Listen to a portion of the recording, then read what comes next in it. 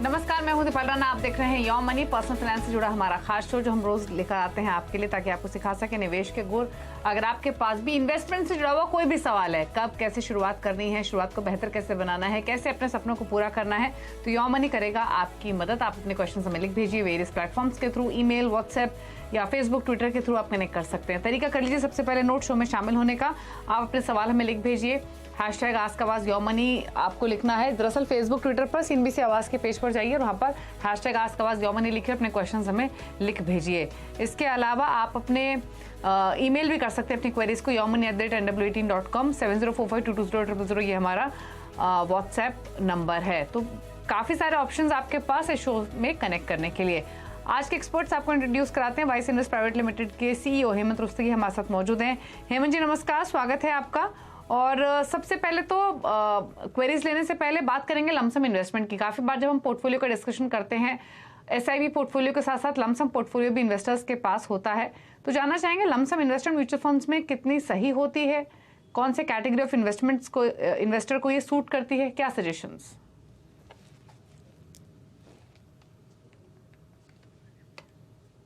Hemant ji, lump sum investment को लेकर आपकी राय क्या है when it comes to mutual funds? जी, आई थिंक देखिए, लाइफ में ऐसे काफी ओकेजन्स होते हैं एज एन इन्वेस्टर जब हमारे पास एक लमसम पैसा होता है। ऑब्वियसली वहां पे दो इंपॉर्टेंट चीजें हमें देखने की है कि एक तो ये जो लमसम पैसा है इसका ऑब्जेक्टिव क्या है, यानी हमें इसको शॉर्ट टर्म के लिए इन्वेस्ट करना है या किसी पर्पस के लिए हमारे पास वो पैसा है, तो ये बहुत ही इंपॉर्टेंट है डिसाइड करने के लिए। और दूसरी बात ये कि हमारा ऑब्जेक्टिव क्या है उसका। तो नॉर्मली क्या होता है, देखिए, अगर जैसे आपके पास अगर शॉर्ट टर्म के लिए पैसा है, पार्किंग के लिए जो हम बोलते हैं, मान लीजिए एक लमसम पैसा है आपके पास, आप चाहते हैं कि इसको थोड़े समय के बाद कोई आपको एसेट खरीदनी है या आप चाहते हैं कि इसको कहीं इन्वेस्ट करने का जब तक हमें अच्छा मौका नहीं मिलता तब तक हम इसको क्या करें। जब ऐसे समय पे आपके पास अगर लमसम हो तो उसको ऐसे लमसम इन्वेस्ट करने में कोई प्रॉब्लम नहीं है, क्योंकि फिर वहां पे आप शॉर्ट टर्म पार्किंग करेंगे। जैसे आप कोशिश आपकी क्या होगी कि जो सेविंग बैंक में आपको जो रिटर्न मिलता है उससे बेहतर थोड़ा रिटर्न मिले, तो फिर आप जैसे लिक्विड फंड है, लो ड्यूरेशन फंड है या अल्ट्रा शॉर्ट टर्म और इवन शॉर्ट टर्म फंड में, जब आप ऐसे फंड में इन्वेस्ट करते हो तो आपको लमसम इन्वेस्ट करने में कोई हेजिटेशन नहीं होनी चाहिए, क्योंकि आप ऐसे इंस्ट्रूमेंट में इन्वेस्ट कर रहे हो जहाँ पे पैसा आपका रिलेटिवली सेफ है और ये पैसे की आपको शॉर्ट टर्म में जरूरत है। दूसरा, कभी कभी ये होता है कि आपके पास ऐसा पैसा है, मान लीजिए आपको बोनस मिला या कुछ और किसी सोर्स से आपको पैसा मिला जिसको आपको इन्वेस्ट करना है, तो अगर ये लॉन्ग टर्म का पैसा है और इन्वेस्टमेंट में जाना है, फिर आपको ये देखना पड़ेगा कि हमारा इसमें ऑब्जेक्टिव क्या है। तो एज ए इन्वेस्टमेंट ऑप्शन मेरा हमेशा ये मानना है कि लमसम और सिस्टमैटिक दोनों का कॉम्बिनेशन अच्छा करता है, लेकिन आप लमसम का क्या करें, आप के लिए क्या सही ऑप्शन है वो डिपेंड करता है आपको ऑब्जेक्टिव और कितने समय के लिए आप इन्वेस्ट करें। ओके, अच्छा, अगर कोई लॉन्ग टर्म के लिए इन्वेस्ट करना चाहता है, लमसम ही उसको इन्वेस्ट करना है, तो अब यहाँ भी कौन सी कैटेगरी के फंड्स चुनने चाहिए इन्वेस्टर्स को अगर लॉन्ग टर्म विजन लेकर लमसम कहीं पैसा डालना है? तो देखिए, इससे पहले कि हम देखें कि हमें कौन सी इन्वेस्टमेंट ऑप्शन में जाना चाहिए, ऑफ कोर्स लॉन्ग टर्म में हम हमेशा बात करते हैं कि या तो आप हाइब्रिड फंड में जाएं या तो फिर आप इक्विटी फंड में जाएं। एक चीज और इम्पोर्टेंट यहाँ पे देखती है कि जो लमसम पैसा जो आपके पास अवेलेबल है और इन्वेस्टमेंट, वो आपके ओवरऑल पोर्टफोलियो का कितना प्रोपोर्शन है। मतलब हम एग्जांपल लेते हैं कि अगर मान लीजिए आपका 20 लाख का पोर्टफोलियो है और आपके पास 5 लाख रुपए इन्वेस्ट करने वाले, तो आपके पोर्टफोलियो का वो 25% है। तो फिर आपको जरा सोचना पड़ेगा कि वो एक मुश्त लगाएं या फिर सिस्टमैटिक के साथ मिक्स करके लगाएं। दूसरी बात, अगर आप मान लीजिए एसआईपी से इन्वेस्ट करते हैं और मान लीजिए आपकी एसआईपी जो है 25,000 रुपए महीना है, तो आप 3 लाख रुपए इन्वेस्ट कर रहे हैं, उसके सामने अगर आपके पास एक या 1.5 लाख रुपए का लमसम अमाउंट है, तो फिर आपको even as a lump sum invest करने में भी प्रॉब्लम नहीं होती है, क्योंकि आप in any case over a period of time आप एवरेज कर रहे हैं। तो दो ऑप्शन है, जैसा मैंने कहा, ये दो फैक्टर तो आपको कंसीडर करने ही है। उसके अलावा अगर मान लीजिए आप इक्विटी में, प्योर इक्विटी में लॉन्ग इन्वेस्ट कर रहे हो, जैसा मैंने कहा आज की जो सिचुएशन है उसके हिसाब से अगर हम बाकी फैक्टर्स को इग्नोर करें, तो मेरी सलाह ये रहेगी कि आप 30 से 40% लमसम डालें और बाकी जो पैसा है वो सिस्टमैटिक ट्रांसफर प्लान से लिक्विड फंड में डाल के उसको आप सिस्टमैटिक तरीके से इन्वेस्ट कीजिए नेक्स्ट 3 या 6 मंथ्स में। तो अगेन वो डिपेंड करता है कि आपके ओवरऑल पोर्टफोलियो का वो कितना प्रोपोर्शन है, आप किस एसेट क्लास में आप इन्वेस्ट कर रहे हो, और आपका, जैसे मैंने पहले कहा, आपका ऑब्जेक्टिव क्या है। ओके, चलिए, तो काफ़ी सारी चीज़ों पे डिपेंड करता है आपका विजन, आपका इन्वेस्टमेंट, और उस हिसाब से आप अपनी स्ट्रैटेजीज बना सकते हैं। चलिए, अब फटाफट से सवालों को लेते हैं। परमिंदर हमारे साथ हैं लुधियाना पंजाब से सवाल पूछने के लिए। परमिंदर नमस्कार, बताइए क्या क्वेश्चन है आपका। मैम, मैं पिछले 6 साल से इन्वेस्ट कर रहा हूँ सेट में, डिफरेंट म्यूचुअल फंड में। 2-3 म्यूचुअल फंड ही रखे हैं, ज्यादा नहीं, वैरायटी रखी हुई है। उसमें मैं मेरे ब्लू चिप में करता हूँ जी। I am investing ₹15,000 a month. तो मेरे मिड कैप है और फ्रैंकलिन बिल्ड इंडिया फंड है। इन तीनों में मिला के मैं 25,000 का इन्वेस्टमेंट करता हूँ जी। मेरा आइडिया यही है आपका जो फिलहाल पोर्टफोलियो है, हाँ बताइए बताइए क्या गोल है आपका, बोलिए। तो मेरा age is 52 now, I will be retiring in 8 years। तो मेरा यही इंटरेस्ट है कि by the age of 60 when I retire, other than whatsoever I am investing in से may be in provident fund और different others, but in mutual fund I am expecting that it should be around 1 crore. How much should I expect? ठीक है, तो 1 करोड़ का target 8 years में है। हाँ, 1 करोड़ का टारगेट है आपका 8 इयर्स में 1 करोड़ का टारगेट है। हाँ, ठीक है। और आपने 3 फंड्स दिए हुए हैं। मेरे एसेट ब्लू चिप 15,000, मेरी एसेट मिड कैप में 5,000, फ्रैंकलिन इंडिया ब्लू चिप में आपका 5,000 की इन्वेस्टमेंट है। और रही बात आपके टोटल एसआईपी की, तो 25,000 के आसपास की। एक चीज और बताइए, ये एसआईपी आपने कब स्टार्ट की, कितना एक्यूमुलेशन अब तक आप अपने इस पोर्टफोलियो में कर पाए हैं? मैंने कुछ जैसे 6 साल पहले स्टार्ट लिया था, तो धीरे धीरे बढ़ाया और एट प्रेजेंट लमसम वैल्यू जो है पोर्टफोलियो की अराउंड 25 लाख। ओके, 25 लाख के पोर्टफोलियो वैल्यू आपकी है। क्या सजेशन रहेगा इनके लिए हेमंत जी? 25 लाख की पोर्टफोलियो वैल्यू है, 1 करोड़ का टारगेट है इनका इन 8 इयर्स, और 3 फंड्स हैं इनके पास। दो सेम फंड हाउस है, एक फ्रैंकलिन फंड हाउस है जिसमें फ्रैंकलिन बिल्ड इंडिया फंड इन्होंने लिया हुआ है। क्या सजेशन रहेंगे? जी देखिए, आई थिंक इम्पोर्टेंट चीज ये कि ये एसआईपी से इन्वेस्ट कर रहे हैं। 25,000 रुपीज पर मंथ की इसकी इनकी इन्वेस्टमेंट है। करीब जैसा उन्होंने कहा कि 5 साल से वो इन्वेस्ट कर रहे हैं और 8 साल इनके पास और है। तो मैं ये मान के चलता हूँ कि इनके पास टोटल जो इनका टाइम होराइजन है वो 13 साल का है। तो अगर ये अपनी इन्वेस्टमेंट अगले 8 साल तक कंटिन्यू करते हैं और 12% का अगर हम एनुअलाइज रिटर्न मान के चलें, तो करीब करीब मुझे लगता है 95 लाख का कॉर्पस बनेगा। तो मुझे लगता नहीं कि 1 करोड़ का टारगेट पूरा करने में इनको कोई प्रॉब्लम होगी। हमने एज्यूम रेट ऑफ रिटर्न 12% लिया है। जब आप 10 साल से ऊपर पीरियड के लिए इन्वेस्ट करते हो, वो भी सिस्टमेटिकली, तो पूरे उम्मीद कर सकते हैं कि उससे थोड़ा बेटर ही आपको रिटर्न मिलेगा। तो मुझे नहीं लगता कि उनको अपने टारगेट को पूरा करने में कोई प्रॉब्लम होगी। अब अगर हम इनके पोर्टफोलियो की बात करें, जैसा उन्होंने कहा इनके पास 3 फंड्स हैं। मेरे एसेट का जो फंड है, आई थिंक वो इमर्जिंग ब्लू चिप फंड होगा, जो एक large and mid cap fund है, जिसमें वो 15,000 रुपए इन्वेस्ट कर रहे हैं। और मेरे मिड कैप में वो 5,000 इन्वेस्ट कर रहे हैं, और फ्रैंकलिन बिल्ड इंडिया में 5,000। तो मेरा ये मानना है कि थोड़े से चेंजेस इनको करने की जरूरत है, क्योंकि जिस कैटेगरी के वो फंड्स में है, स्पेशली जो मेरे के जो 2 फंड्स हैं उनके पास, उससे बेहतर फंड मुझे लगता है इनको मिल जाएंगे। और उन्होंने कॉम्बिनेशन लिया है लार्ज और एक मिड का, लार्ज मिड और एक मिड का। तो मेरा ये मानना है कि अगर इन दोनों में वो अपनी एसआईपी चेंज करें और उसके सामने 2 quality large and mid cap fund, जैसे ICICI pru large and mid cap और HDFC large and mid cap, इन दोनों फंड में 10,000 रुपए अगर वो इन्वेस्ट करें, जो ये 20,000 ये 2 फंड में कर रहे हैं, तो इनकी परफॉर्मेंस थोड़ी बेटर हो सकती है। Franklin build basically is a thematic fund है, ये इंफ्रास्ट्रक्चर फंड है। इसकी परफॉर्मेंस काफी अच्छी है। हमने देखा कि पिछले कुछ सालों से इंफ्रास्ट्रक्चर फंड ने काफी अच्छा परफॉर्म किया, उसमें बने रहे। और क्योंकि ये थीमेटिक फंड है, उसके ऊपर थोड़ा नजर रखें, क्योंकि थीमेटिक फंड समय समय पे थोड़े इरेटिक होते हैं। ऐसे टीम मुझे लगता है इंफ्रास्ट्रक्चर अच्छी तरह प्ले आउट करेगा, थोड़ा उस पर ध्यान रखें। But I think for the time being वो डेफिनेटली इसमें कंटिन्यू कर सकते हैं। और जैसे मैंने कहा, इनका गोल डेफिनेटली पूरा होगा, कुछ चेंजेस करने की जरूरत है पोर्टफोलियो। ओके, पोर्टफोलियो में चेंजेस करने की जरूरत है। पहले तो आपके फंड्स को लेकर बता दें, मेरे के दोनों फंड से आपको निकलने की सलाह है। मेरी एसेट इमर्जिंग ब्लू चिप से भी, मेरी एसेट मिड कैप से भी। उसकी जगह जो नया पोर्टफोलियो 3 स्टॉक्स का आपका होना चाहिए, उसमें ICICI pru large and mid cap, HDFC large and mid cap और फ्रैंकलिन बिल्ड इंडिया फंड आप रख सकते हैं। 10,000 आपको डालने हैं 2 फंड्स में, 5,000 आपको डालने हैं फ्रैंकलिन बिल्ड इंडिया फंड में। अब रही बात आपके गोल की, तो अगर आप 1 करोड़ के आसपास का एक्यूमुलेशन करना चाहते हैं तो या तो आपको टाइम हराइजन बढ़ाना पड़ेगा ऑलमोस्ट 15 ईयर्स का, एल्स आपको अपनी SIP बढ़ानी पड़ेगी। तो ये चेंजेस आप नोट कर लीजिए। दिव्या से बातचीत करते हैं, अगले कॉलर हमारे साथ कनेक्टेड हैं। दिव्या नमस्कार, बताइए क्या सवाल है आपका? हाँ नमस्कार। मेरा टोटल पोर्टफोलियो वैल्यू अभी करीब 1.5 करोड़ का है, जिसमें मेरी 1,62,000 की SIP चल रही है। उसके अलावा PPF में है और NPS में भी मेरा क्वेश्चन ये है कि मुझे रिटायरमेंट के टाइम, मतलब अभी 15 साल बाद मेरा कॉर्पस 15 करोड़ का हो और मुझे 2027 में बच्चे के एजुकेशन के लिए 75 लाख चाहिए। तो आप मेरे पोर्टफोलियो को प्लीज रिव्यू करके बताइए कि कहाँ क्या चेंजेस करने हैं मुझे इसमें। तो फिलहाल आपके पोर्टफोलियो की वैल्यू 1.5 करोड़, 1.5 लाख के आसपास की आपकी SIP चल रही है। PPF में भी सालाना 1.5 लाख आप डाल रही हैं, NPS में सालाना आप 50,000 डाल रही हैं। पोर्टफोलियो देखें आपका तो काफ़ी सारे फंड्स हैं इनके पोर्टफोलियो में, जिसमें पराग पारिक फ्लेक्सी कैप 30,000 रुपये महीना, SBI फोकस इक्विटी में 25,000 रुपये महीना है।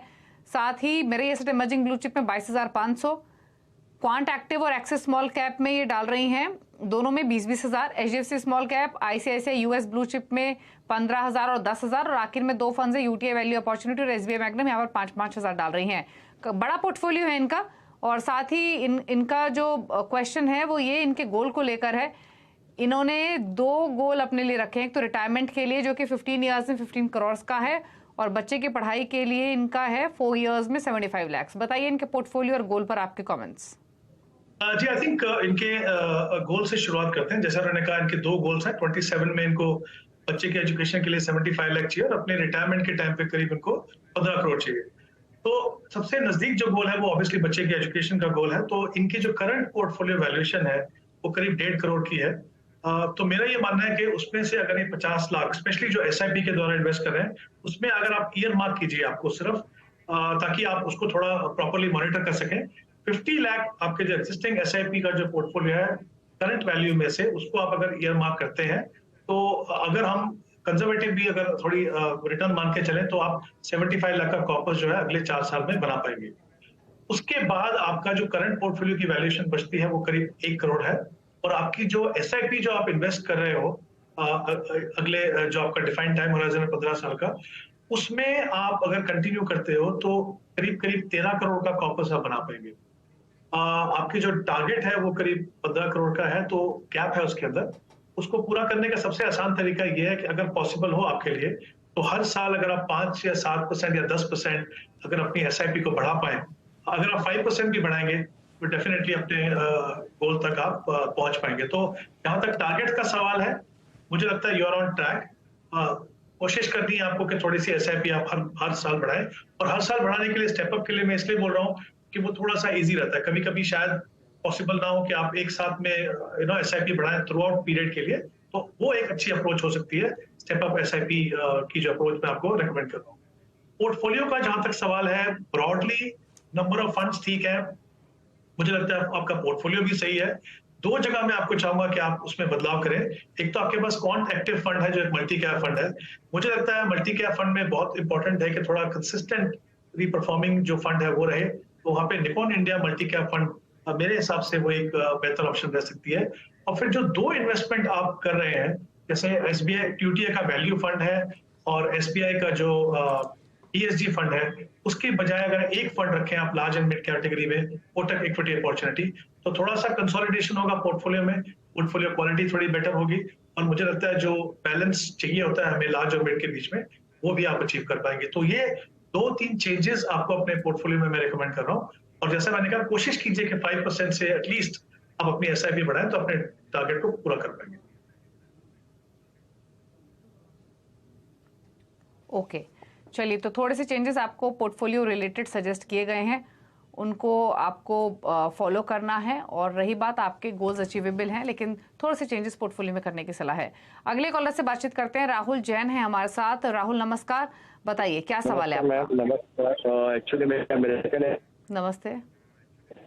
तो निपॉन इंडिया में, निपॉन इंडिया लार्ज कैप में 2000 है, और एक्सिस स्मॉल और Axis blue chip. Okay okay, funds की डिटेल है आपके पास, आप अपना क्वेश्चन बताइए।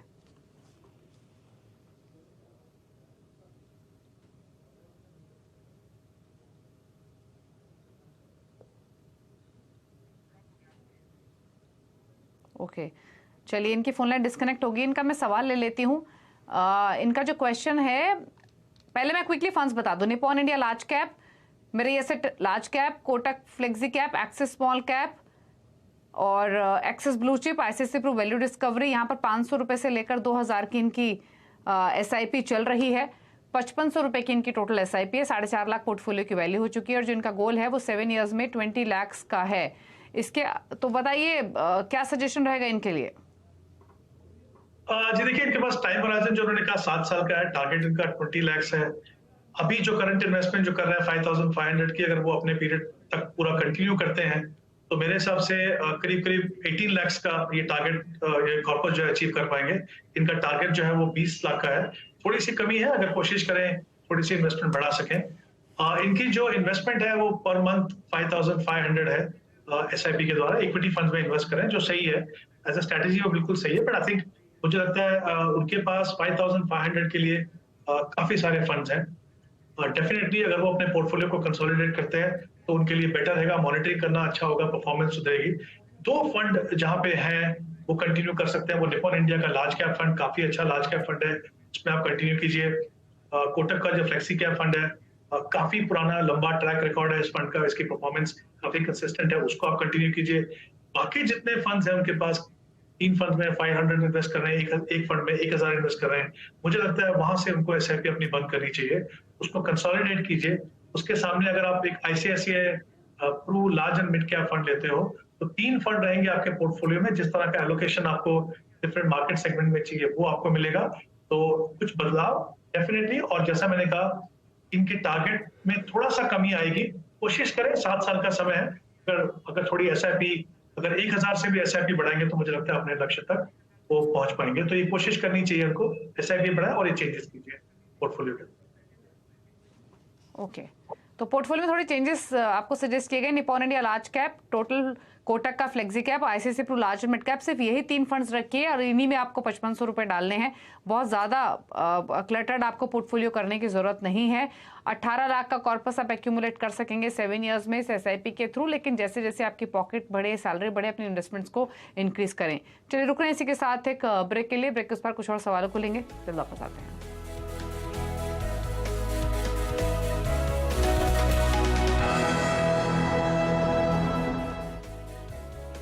अपने बिग बॉस जब MD थे तो हमारा भी ख्याल रखते थे, और हमारे प्रिंस साहब तो अपने परिवार का इंश्योरेंस कराने में ही बिजी हैं। अरे बिग बॉस साहब अपने परिवार का टर्म इंश्योरेंस कराने में ही बिजी हैं। आखिर ऑफिस भी तो हमारा परिवार ही है। Let's close the deal. Thank you. Verma ji, इस प्रिंस के साथ चाय पियोगे? अरे sir, LIC's group term assurance plan, रखे आपके ऑफिस फैमिली का ख्याल। झंझनाहट से जल्द आराम पाएं सेंसोडाइन रैपिड रिलीफ के साथ। चले चले चले साफ हवा एंजॉय करने के लिए अब कहीं और क्यों चले? वोल्टास का नया pure air adjustable AC with HEPA filter लाए साफ ठंडी हवा सीधे आपके घर, वो भी 6 एडजस्टेबल टनेज मोड्स में। तो हवा और सेविंग्स दोनों टन-टनाटन। Visit for a live demo of manufacturing and machine tools at India Machine Tool Show, the global marketplace, 18 to 21st May 2023, Pragati Maidan, New Delhi. Register today on www.kdclglobal.com. Organized by K&D Communication. एक है जमीन मेरी, एक है मौका मेरा, इसमें सब लगाऊंगा, अपने इरादों से मजबूत एक घर बनाऊंगा। हाँ शुक्ला जी, भिजवाना सिर्फ अल्ट्राटेक ही। अल्ट्राटेक ही क्यों? आप ही ने तो कहा था कि घर जिंदगी में सिर्फ एक ही बार बनता है। घर एक मौका एक, इसलिए सीमेंट भी देश का number 1। UltraTech, India's number 1 cement. Arjun, 10th में you made us really proud. अब आगे क्या सोचा है? पापा, मैंने IIT जाना है और इंजीनियर बनना है। Think IIT, think Vidya Mandir. RR Kabil presents CNBC Award Real Estate Awards 14 years of excellence powered by News 18 Network। Nominate करने के लिए realestateawards.co.in पर जाएं या कॉल करें।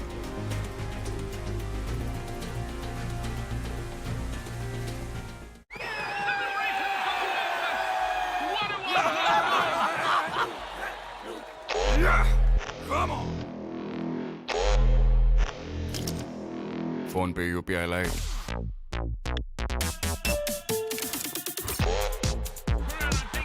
Crazy fast. Gallant advance TMT सरिया, इसकी ताकत बने घर की ढाल और इसकी फ्लेक्सिबिलिटी रखे घर को सॉलिड सालों साल। गैलेंट एडवांस TMT सरिया, निर्माण का रियल हीरो।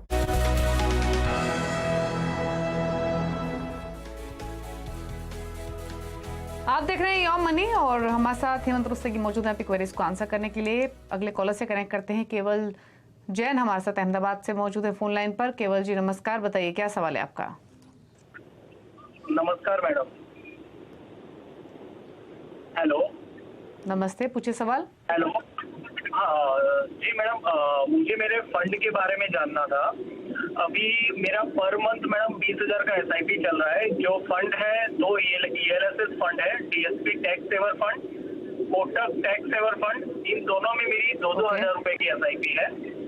फिर small cap fund, SBI Contra fund, quant active fund और PGIM India mid cap opportunities fund, इनमें मेरी 4,000 रुपए की SIP चल रही है।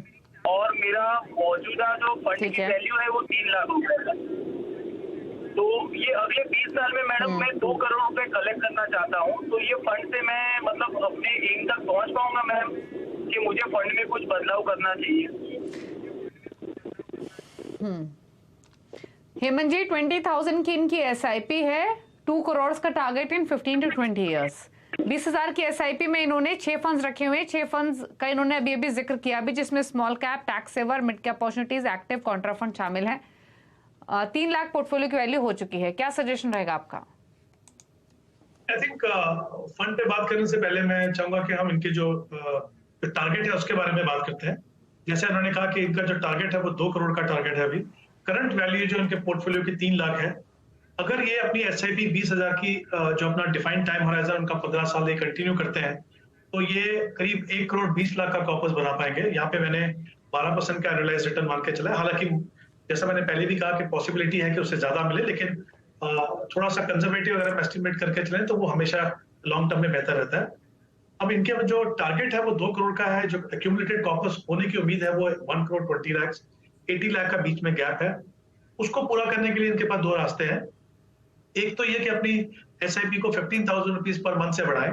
अगर वो पॉसिबल नहीं है, जैसा मैंने पहले भी कहा, स्टेप अप SIP यानी 10% से अगर अपनी SIP वो हर साल बढ़ाते हैं फॉर द नेक्स्ट 15 ईयर्स, तो ये अपने 2 करोड़ के टारगेट को पूरा कर पाएंगे। तो एक तो पहले जैसा मैंने कहा, ये टारगेट पूरा करने के लिए इन दोनों में से एक एक्शन उनको लेना पड़ेगा ताकि वो अपने टारगेट तक पहुंच पाए। ब्रॉडली फंड्स में मुझे लगता है 2 फंड मैं डेफिनेटली रिकमेंड करूंगा कि वो चेंज करें। एक फंड जैसे मैंने पहले भी कहा कि जो जब मल्टी कैप फंड में हो तो इम्पोर्टेंट है कि उस फंड में जाए जो कंसिस्टेंटली बेटर परफॉर्म करता है। तो एक्टिव क्वांट एक्टिव की जगह पे जैसे मैंने पहले भी कहा कि Nippon India multi cap fund वो एक बेहतर होगी। PGI मिड कैप से may B Motilal Oswal mid cap can be a better option. तो ये 2 चेंजेस मैं चाहूंगा आप अपने पोर्टफोलियो में करें और कोशिश जैसा मैंने कहा आपको करनी है जितना जल्दी हो सके अपना पैसा बढ़ाएं। आपके पास अच्छे फंड्स हैं, इन्हीं फंड्स में 15,000 अगर आप जब भी बढ़ाएं या अगर आप फेज मैनर में भी बढ़ाते हैं तो इन्हीं फंड्स के अंदर आप एलोकेट कीजिए। मुझे नहीं लगता आपको और ऐड करने की जरूरत है। ओके, फंड्स की चॉइसेस बिल्कुल सही है, इन्हीं फंड्स के साथ कंटिन्यू कीजिए, बस इन्वेस्टमेंट थोड़ी सी इंक्रीज करनी होंगी। चलिए हेमंत जी के टॉप 4 फंड्स पूछ लेते हैं। हेमंत जी बताइए क्या सजेशंस आपके? जी मेरे जो टॉप 4 फंड्स हैं, पहले तो एक मल्टी कैप कैटेगरी में Nippon India multi cap fund, एक मिड कैप में कोटक इमर्जिंग इक्विटी फंड और लार्ज एंड मिड कैटेगरी जैसा मैंने पहले भी शो में बात किया दोनों फंड्स के बारे में, ICICI pru large and mid cap और HDFC large and mid cap fund. ये 4 मैं फंड रिकमेंड करूंगा किसी नए निवेशक को भी और किसी एग्जिस्टिंग निवेशक को भी अगर उनको अपने पोर्टफोलियो में कुछ एडिशन करना है।